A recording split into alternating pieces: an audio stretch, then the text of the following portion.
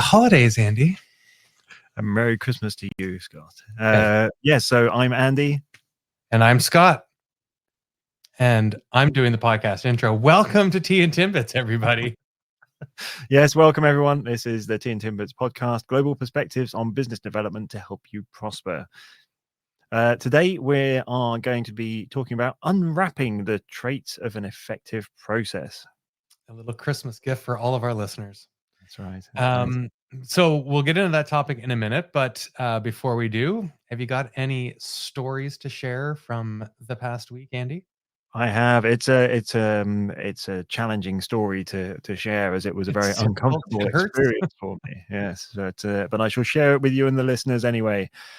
So one of the key things that we all know and that we talk about quite a lot is the importance of planning and being prepared before you go into a meeting.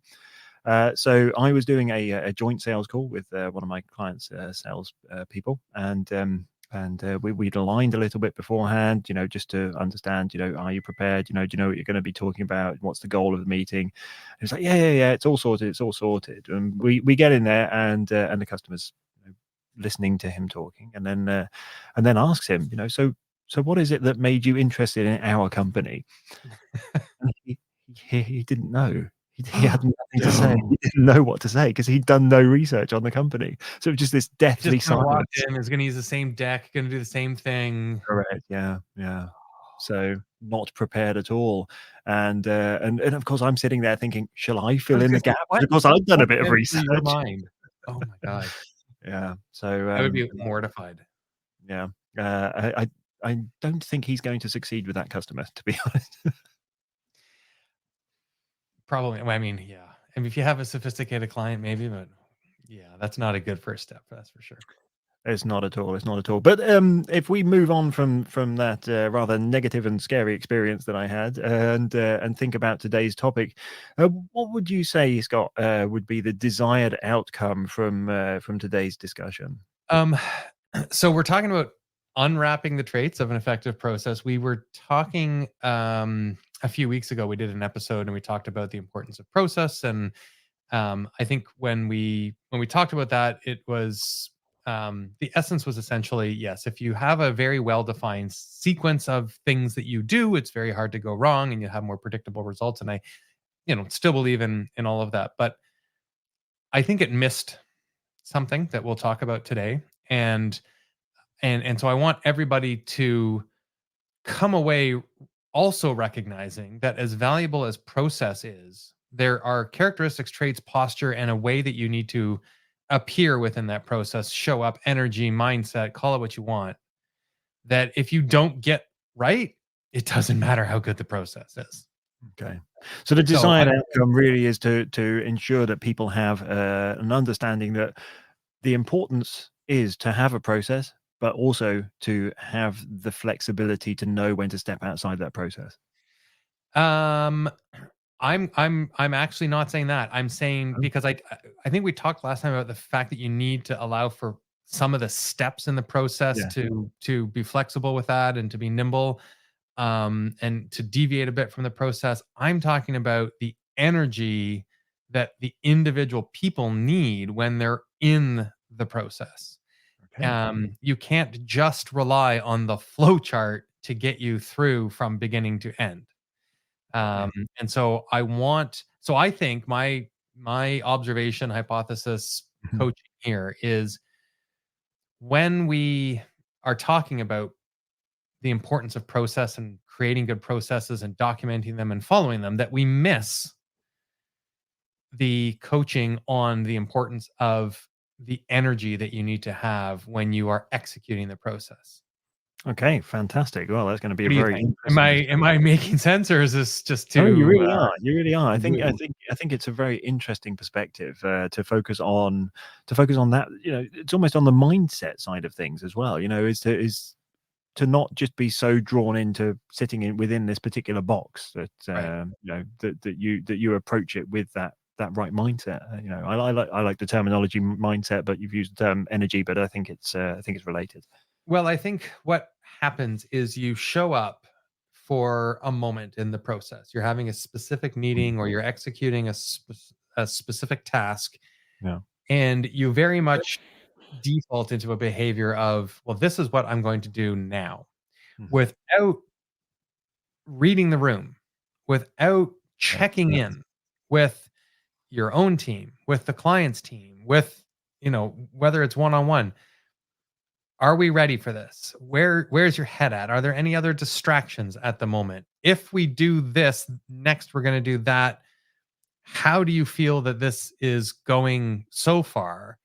Yeah. It is sort of opening it up to allow for a bit of process deviation. But a lot of times I feel like, or I've witnessed recently, Mhm. processes advancing like a steamroller.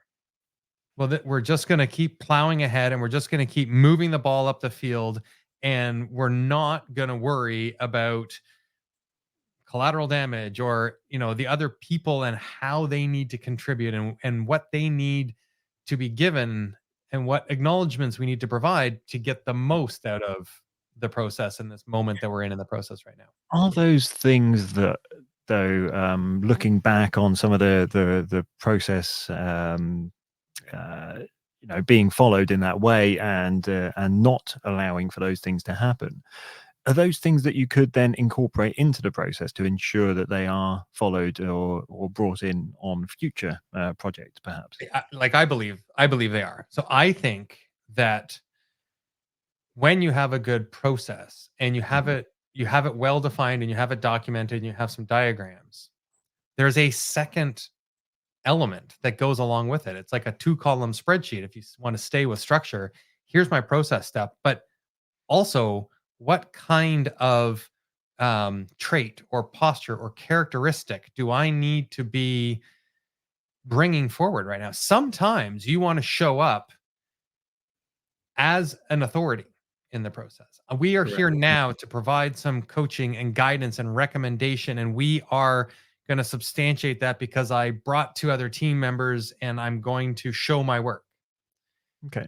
And Now, what I sometimes sorry. you need to be disarming and you need to back away and you need to give space and pause and allow for more organic exploration of the topic. And I don't think that's captured a lot of time when you're talking about a process definition.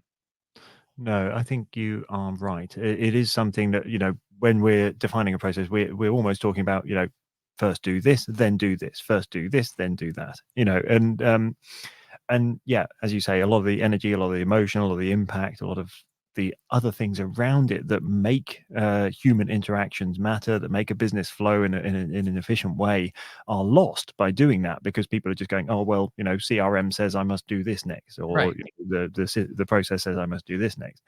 Um, are you, when you're talking about the process here, are you talking specifically about internal processes, or are you talking about a sales process that you have maybe shared with a customer? Well, the example that I am sort of reflecting on as I bring this forward is related to some project execution that I was witnessing, and so it was both an internal situation, but it was also in collaboration with a client, and so it was just there was just a bunch of kind of it wasn't as tight as I know that we could do it. And I spent a Mhm. long time reflecting on, well, wait a minute, we did it exactly the way we've done it a million times before. Why did it not come forward properly? And it wasn't until somebody else made a mention of something else going on in somebody else's life that, or some other project that was sort of, I can't remember exactly what it was, but then it kind of made me, it dawned on me. I'm like, we don't have a way, at least in our process, to accommodate for that very well. It relies on intuition, which a lot of people have, but I think you can make it more structured Yeah. than that, and give room for um, those traits and postures to support the delivery of the process. Yeah, definitely. I think what I've seen has worked quite well with some of the companies that I've worked with is that at the beginning of a project or a project delivery, is sharing with the team who are responsible for delivering that, and also with the customer, what the ultimate vision is and what is the mission, and helping everybody involved in it to see what it is that they're working towards, not that they're just doing this Right. because they're doing this and because the system tells them they should do it because it's another project. Giving it a life, bringing it some character and something that they can relate to, something that they can engage with, something that they can feel part of. And I think that can often really give a sense of ownership to the people involved, and also to the customers to feel like they are part of a journey that they have agreed to, that they understand. They understand why they're being asked to do certain things. And sometimes, if you're following a process and you're dealing with a customer, you're going, yes, okay, we want a new whatever it may be, or we want to achieve whatever it may be, and you say, yes, we're going to do that. And then you start your process and you're asking them for certain documents or for certain things, and they'll comply and they'll do that. But sometimes they don't understand the reason behind that. They don't understand why you're being so pushy about certain ones, or why you're so keen to have certain things happen in a certain process, Yeah. or in a certain order.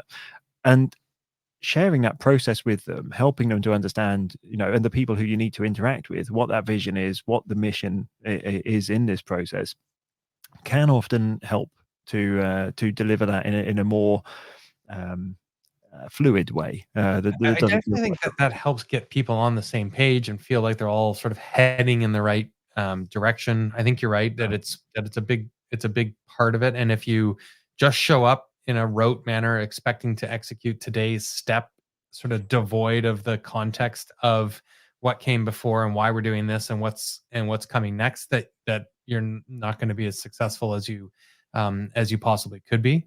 Um, and I think that that's one of those traits is you need sort of a good, well organized project manager, leader, account person who sort of knows when to bring that forward and how to shepherd these conversations along, and whether or not you're going to get it all done in the time scheduled, or whether or not we got to do two of these. If it's deviating, do we allow for that, or do we rein it back in? And I think as we're saying all this, I think it's relevant to the story you shared at the top of the episode, which is that prospect that you were with was expecting more relevance and sort of space for the conversation to happen, and it was just being executed as a one step, two step correct. meeting. Although, of course, in those steps, there does exist, and there should exist, a point where you go, research the customer, Mm, research what, who am I get meeting, the why am I process. meeting them, what is it that I want to achieve, and skipping that step, of course, comes back to having a good sales process in place that you can actually follow. Yeah. So, there's definitely a need for a process. I agree completely, but there's also needs to be this flexibility and this understanding to allow for people to jump into it with the right energy, with the right mindset, in order to deliver it with common sense of going, why am I doing this? Why am I taking these particular steps at this point? Wouldn't it be better if I did this first? And sometimes questioning that depending on the particular project or delivery that's taking place. Well, I just think that, like, when you're doing a monthly project budget check-in, it's a Mhm. different trait. It's a different sort of presence that you need to show up with when you're managing that conversation, when you're scheduling and executing that conversation, than when you're kicking off the project. And I mean, I think that those two things are very obviously at opposite ends of the spectrum. But when you're in the middle, I don't think it's enough to just show up for the meeting at the scheduled time without Mhm. consciously checking in with yourself and going, wait a minute, where do I need to be for this mentally for Yeah. this step to be successful? Yeah, I And mean, one of the things that the oil and gas industry do actually is, before they do anything, they talk about safety, and they focus yeah, on I've been in some of those meetings. Yeah. and everybody knows the process, everybody knows the thing, and but it doesn't matter. They still go through that process of sharing, these are the safety rules, these are the safety procedures. And there's no reason that that can't be done in the context of a process, that you Right. revisit that vision, you revisit that mission every time you're having a conversation with a customer or your counterpart or, your colleagues. And you revisit that and you think about, okay, why am I doing this? What is it that I'm going for? What is it that I'm working towards? Because rethinking about that will allow you then to look at those steps that you're following in that process with a fresh mind of going, hang on, are these steps contributing towards us achieving that mission, or are they going towards that vision that we had in the beginning of what we were trying to achieve? There you go. Good chat. Thanks, Andy. I think those are some very good points. And hopefully, if you're listening, you're taking away some of those reflections as well about don't just follow the steps, but make sure you've got the right traits articulated, written down, and incorporated formally into your process to make it as successful as you possibly can. Andy, do you want to tell people how to get in touch with us? Absolutely, yes. So the best way to get in touch with us is to go to our website, which is tandtimbits.com. And there are many ways to contact us and to listen to this podcast, although you're already doing that. So you don't need to have those. You found us. Tell all your friends. Have a very Merry Christmas, everyone. And we'll see you in a week's time. All right. Thanks, Andy. Yeah. Bye-bye.